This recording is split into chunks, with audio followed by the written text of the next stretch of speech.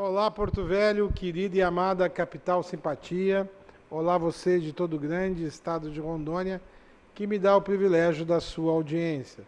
Eu sou o Benito, esse é o Conteúdo Amazônia e estamos juntos com você aqui.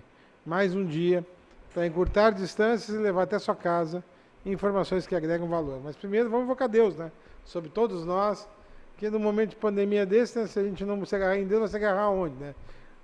Do jeito que a coisa está no Brasil, que até a comida está pela hora da morte, né? Tá difícil, né?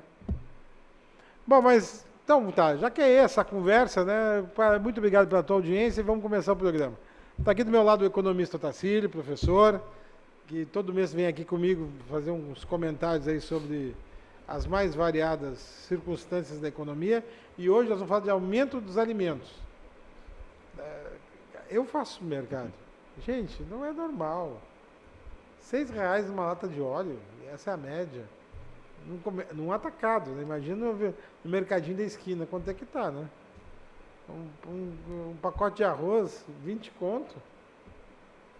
Né? Feijão, começa... Tu ainda consegue achar uns baratinhos, mas a média é de 7 a 8. Tá complicado. Sim, verdade. Então, e a carne? Deu até uma estabilizada, mas está com preço alto. A carne até... E o leite, a 5 pila, praticamente. Tem um pouquinho menos, 4 e pouco. Mas aí... Então, é isso que eu quero falar. Por que isso não vai gerar inflação? A gasolina aqui na capital mesmo foi de 3,77 para 4,39. Isso aí é uma subida de arregaçar. Então, onde é que isso não vai gerar inflação? Eu estou querendo me perguntar disso. Gente, eu não faço mercado, mas eu vejo o mau humor do Benito quando ele chega em casa. Quem faz sou eu e as crianças. Toda vez ele reclama sobre o aumento. Porque se eu deixar no mercado, aí mesmo que a conta vai disparar, né? Então tem que ser eu. Tu ri, né, Camila? Porque tu não sabe o que eu passo, né? Eu não faço compra, eu sou a chata. Sou eu que faço eu tenho as compras. 3 Eu filhos, sou a chata, eu sou a chata. 3 filhos pré-adolescentes e 2 cachorros. Eu tenho um, mas já não tô aguentando. Come, pra eu te falar. Come 24 horas por dia. Sim, não. Tá tudo bem com você, meu querido, falar nisso? Graças a Deus, tudo bem. Estamos caminhando aí com as precauções aí recomendadas, mas está caminhando. Tá bom. Queridas, podem saudar ele, Thaís. Professora Otacílio, muito obrigada mais uma vez aqui pela sua presença no nosso programa. Falar sobre economia nesses últimos tempos tem sido um grande desafio. Verdade. Né? Até para entender um pouco o que acontece no mundo, no nosso país e também os reflexos no nosso estado, né? Exatamente. Nada acontece por um acaso, é sempre um ciclo que se forma, que roda e a gente precisa entender um pouquinho e através do nosso programa e com a ajuda do professor Otacílio, a gente tenta passar um pouquinho de conhecimento para você que está em casa e que vocês nos ajudem também a divulgar através do nosso Facebook, do nosso Instagram, mas principalmente do nosso canal do YouTube. Camila? Seja bem-vindo, professor. E assim, a sua presença é importantíssima para esclarecer essas dúvidas, inclusive porque eu faço compra em casa, sou eu que sou a chata, sou eu que estou ali na calculadora.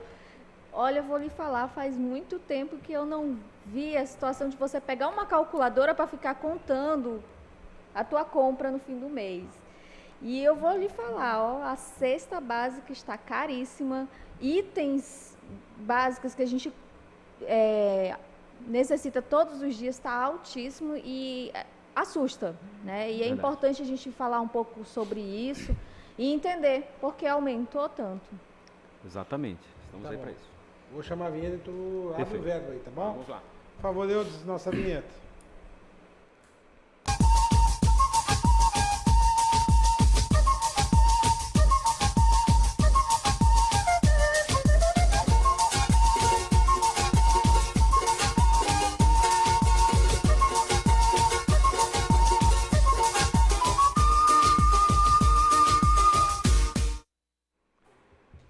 Ô, Tacílio, tá de, tá de rachar. Quando não é o Covid, é a caristia.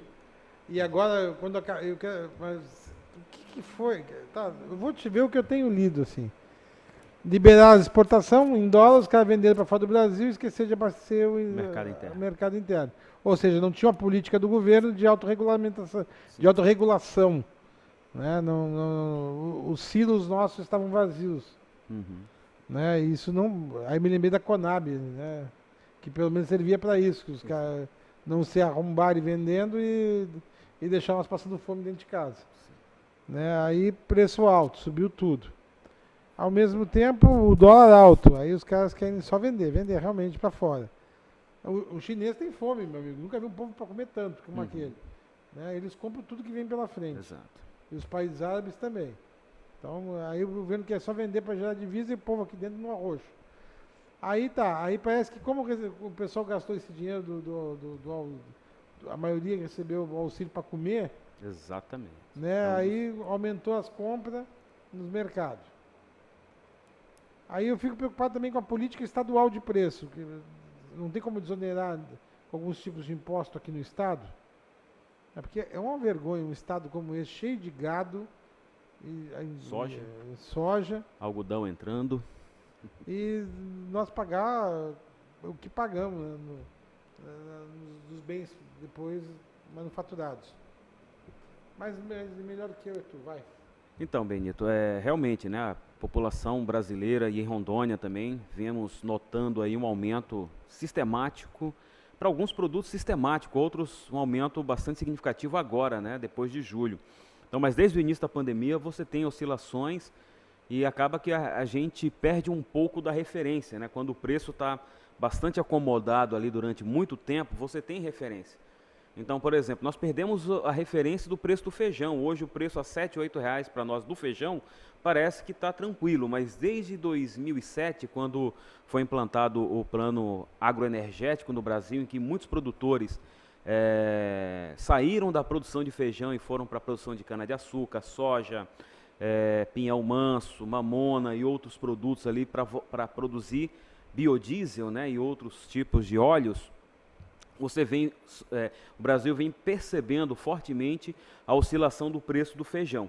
Né? Então, naquela época, lá, o quilo do feijão era R$ 1,50 e daqui a pouco, de uma hora para outra, estou falando em 2006, e com esse programa, em 2007, nós tivemos feijão a R$ 8, R$ 9.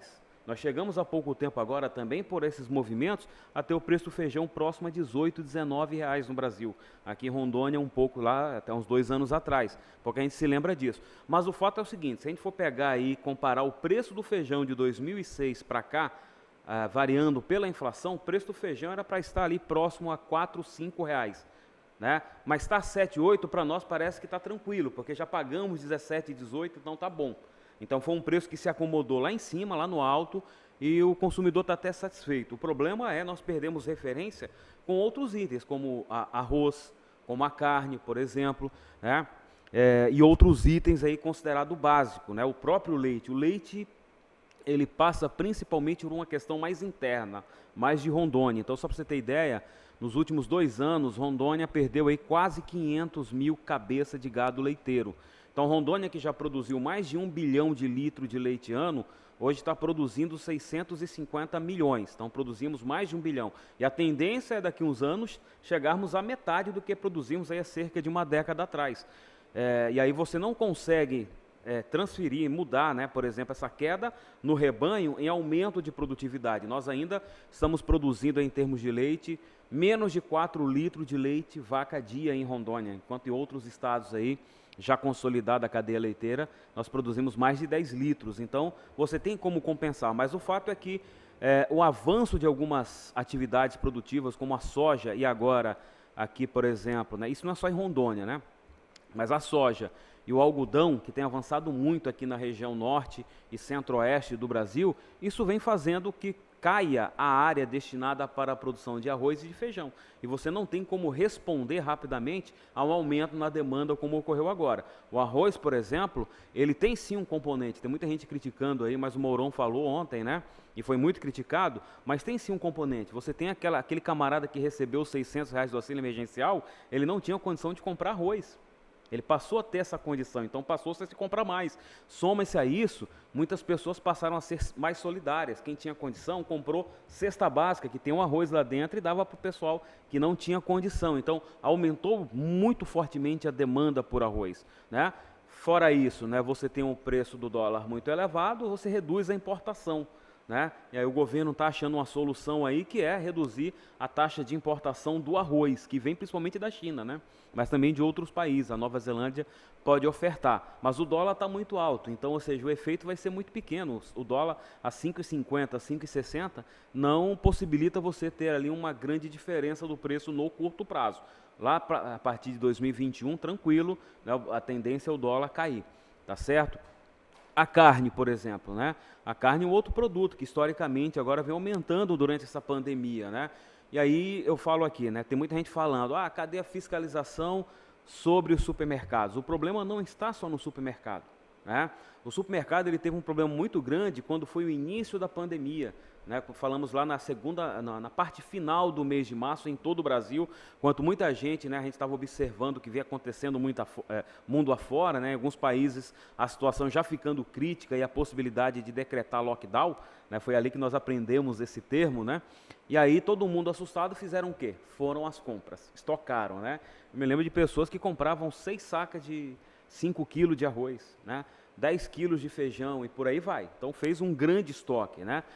Aí o que aconteceu? Isso é um movimento natural numa economia liberal, né? Se a demanda aumenta, o preço sobe, porque o mercado ele sabe que se aquele estoque dele for embora rapidamente, até o sistema logístico recuperar o estoque dele vai demorar bastante. Então o que ele faz? Ele aumenta o preço do produto para controlar a demanda. Naquele momento, né, não foi só do arroz, não foi só do feijão, por exemplo, álcool em gel foi um problema muito grave, papel higiênico também, então teve uma estocagem de produtos aqui que foi bastante interessante, né? E o preço desses produtos aí dispararam naquele primeiro momento entre março e abril, né? Mas depois a população viu que no Brasil a situação não era tão grave assim. Em abril até foi decretada algumas medidas mais, vamos dizer assim, restritas, né? Mas o fato é que agora, realmente, alimentos, né? O que aconteceu com os alimentos? Você tem a carne que já vem aumentando desde o início, tá? Mas se você pegar antes da pandemia, a arroba paga aqui em Rondônia era R$ 135, R$ 140. Hoje está na casa do 220. Então não é somente um problema do supermercado. Estamos falando de um aumento aí de mais de 80%, lá pago do frigorífico ao produtor rural. Você teve frigorífico que teve problemas, não só aqui em Rondônia, mas no Brasil inteiro. Aqui em Rondônia nós tivemos um grande frigorífico em São Miguel que teve que parar por 15 dias, porque teve bastante trabalhadores, né, com a presença da doença, muitos trabalhadores, teve que parar. E isso gera um impacto na oferta, né? Você tem também uma componente de custo, né? Em toda a cadeia produtiva, talvez não muito lá na produção rural, mas nos frigoríficos, nos laticínios, na indústria, na agroindústria, né? Nos cerealistas, nos supermercados, tiveram que o quê, pessoal? Fazer testagem dos trabalhadores, um teste daquele não é muito barato, então você teve que fazer testagem. Muitas empresas paralisaram ou, vamos dizer assim, tinha trabalhadores do grupo de risco que tiveram que dispensar do trabalho, então reduziu seu corpo de trabalho, então é menor a produção, cai um pouco a oferta. E quem trabalha, você tem que fazer o quê? Comprar EPI, tem que comprar álcool gel, então nunca se comprou tanto álcool, tanto líquido quanto em gel, como está se comprando agora. Eu até fico admirado como o açúcar não aumentou tanto. O açúcar era um item para sofreu um aumento elevadíssimo. O quilo do açúcar, aquele pacote 2 quilos, só ele já era para estar na casa dos R$10, tamanha é a demanda que nós temos pelo álcool em gel, um álcool líquido, que vem da cana-de-açúcar, que é um substituto na produção do açúcar, né? Então eu até admiro porque que o açúcar não sofreu um aumento tão substancial como deveria ser. Também aumentou, mas não foi tão grave assim.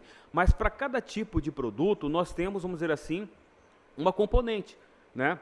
O óleo de soja, que todo mundo se espantou. O arroz e o soja é interessante, porque está todo esse alarde, né? E não é à toa, porque o preço está muito elevado. Porque se você pegar quando a economia brasileira ela passa a flexibilizar entre final de junho e início de julho, você tem um julho bem tranquilo, queda de preço.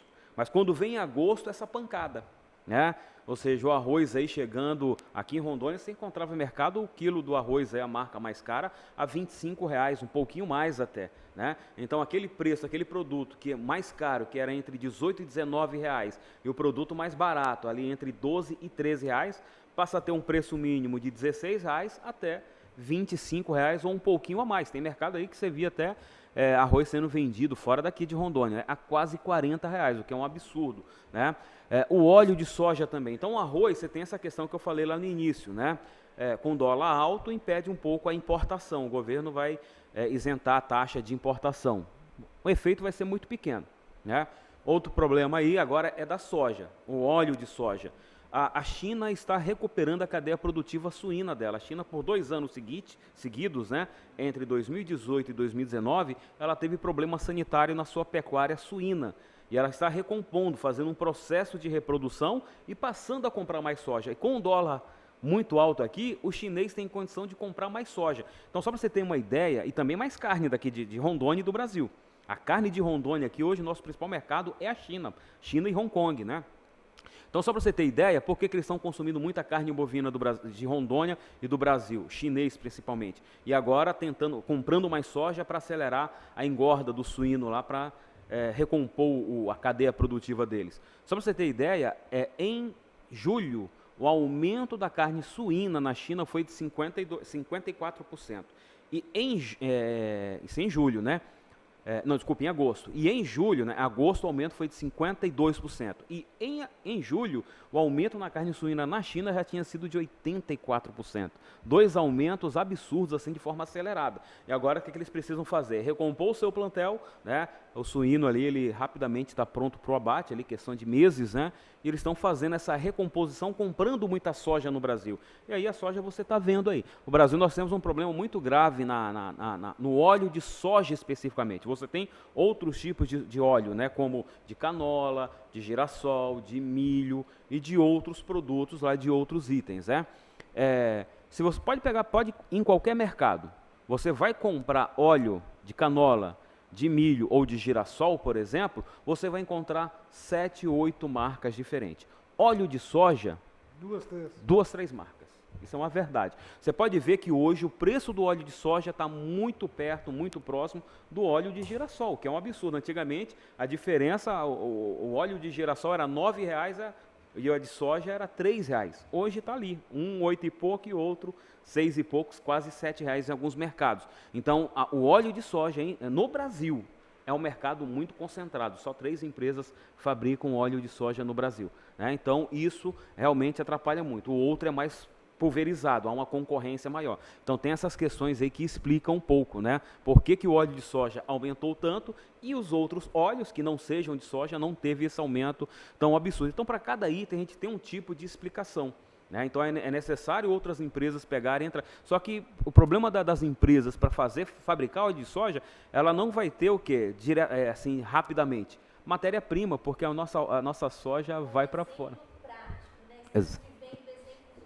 Prático da demanda internacional, né? Exatamente. Internacional. Eu acho que ocupa espaços de outras atividades produtivas, principalmente, viu, do agricultor familiar.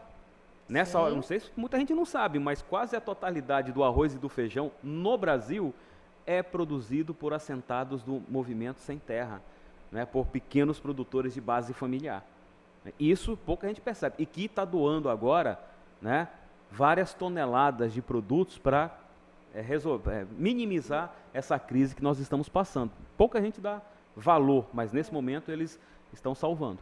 Você toca num ponto muito importante, porque eu me lembro que logo no começo da pandemia, que começa a ter esse problema das pessoas não terem o que comer dentro de casa. Sim. O Movimento Sem Terra fez um trabalho muito bonito de doação. Né? Foram as primeiras pessoas que fizeram essa doação, e eu digo assim, em grande quantidade, né? Num volume considerável.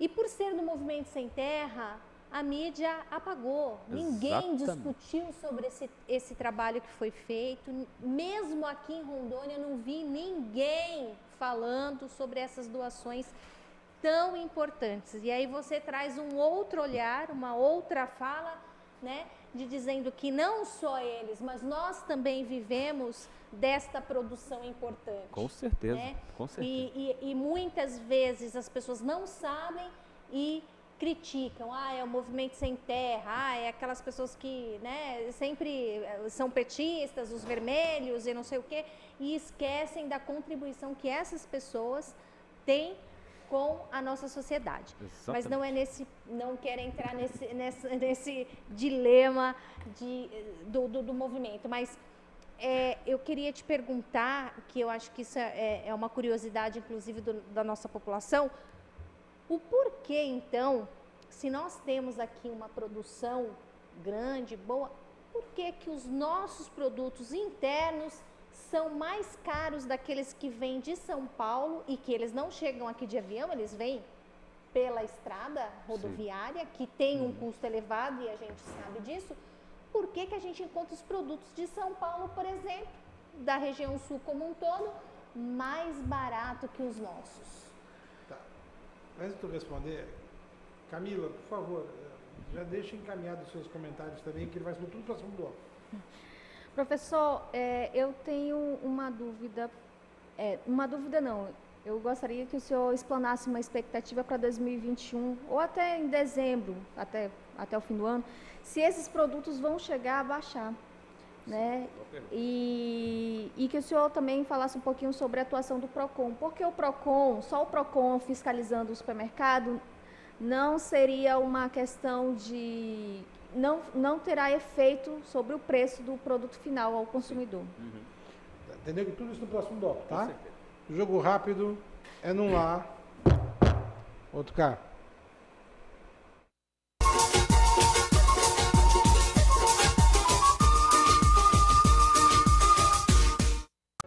Voar, navegar, jogar, curtir, baixar, assistir, trabalhar. Tudo tem ficado muito rápido. Tudo requer pressa, mas com qualidade. Brasil Digital. Você mais conectado. Internet 100% fibra ótica.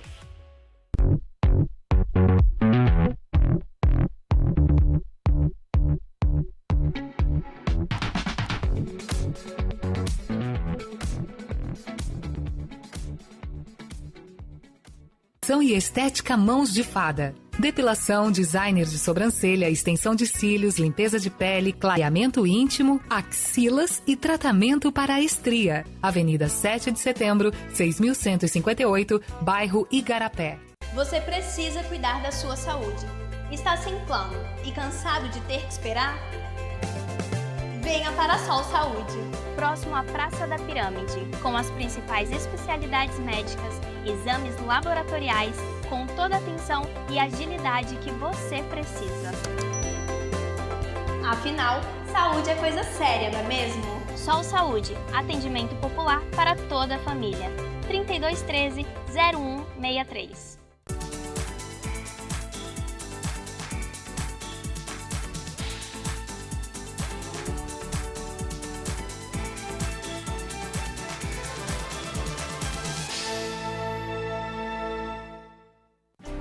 O que eu procurei? Tecnologia avançada. Método personalizado. Profissionais com credibilidade. Hospital de Olhos Veloso, o maior centro oftalmológico da região. Há mais de 3 décadas investindo em profissionais, estrutura e inovação em Rondônia. O objetivo é a qualidade de vida de seus pacientes. Diagnóstico e tratamento com excelência. E você? O que você está procurando? Hospital de Olhos Veloso.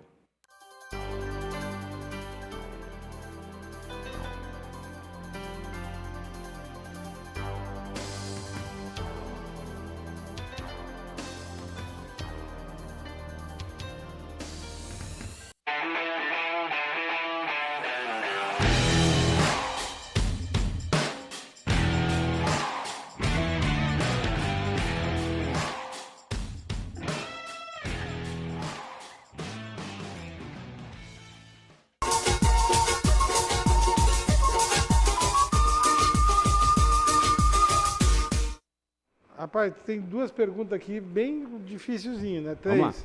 Tu lembra quais são as 3? Vamos lá. Sim, vamos. Então, respondendo a Thaís, né? Realmente nós temos muitos produtos que, lamentavelmente, você tem polpa de fruta, você tem o queijo nosso, a mussarela, sai de Rondônia, vai para fora e volta. Né? É absurdo. Isso é um absurdo, né? Então você tem um benefício fiscal quando é vendido para fora do estado, então ele vai ser um imposto. Quando é vendido internamente, é cobrado o tributo. Então há o benefício fiscal para a venda lá fora. Agora, se bem que boa parte dos produtos aí, se você for pegar, arroz, os que estão mais em conta, são produção aqui de Rondônia, as marcas são daqui de Rondônia. Então, ainda, né, mesmo pré-pandemia como agora, os produtos mais baratos de arroz, feijão, são daqueles itens produzidos. Agora, outros itens, realmente, devido à questão do benefício fiscal, principalmente derivado de leite, né, que acabam saindo de Rondônia, voltam, né, com preço mais barato do que os produtos vendidos internamente, por uma questão do benefício fiscal que beneficia aqueles produtos que vão para fora do Estado. Em relação à questão se o Brasil, né, como é um panorama do Brasil até o final do ano ou para o ano que vem, né, nós tínhamos expectativa de um PIB um pouco melhor, de uma recuperação um pouco menor, mas aquele PIB negativo de 9,7%, né, porque a gente esperava o quê? Um PIB negativo do segundo trimestre entre 6% e 8%.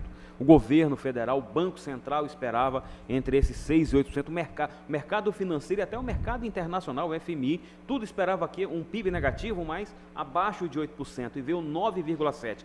E ele veio pior ainda, por quê? Porque ele veio corrigindo o primeiro trimestre, né, que era 1,5% negativo e passou a ser 2,5% negativo. Sinal do quê? Que nós não estávamos também até mesmo no período pré-pandemia. Nós tivemos no primeiro trimestre, lembrando que a pandemia ela pegou o quê? 15 dias no primeiro trimestre, e nós tivemos um PIB negativo de 2,5%. Então foi muito ruim o nosso primeiro trimestre.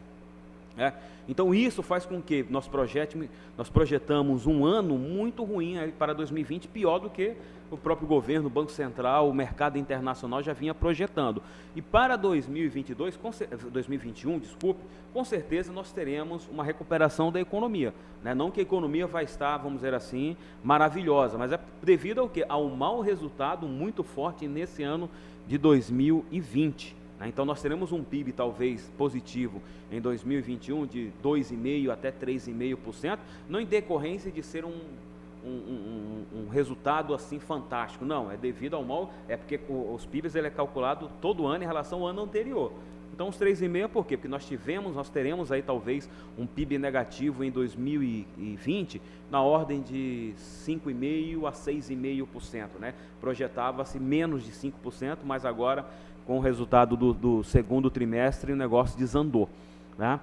E você tem setores como o turismo, no evento, só vai se recuperar no segundo semestre do ano que vem, que é um setor forte na economia, né? Então, a expectativa mesmo para o ano que vem é um PIB positivo, porém, mais por comparar, né, esse rombo que nós tivemos aqui em 2020 do que propriamente termos um ano, vamos dizer assim, exuberante.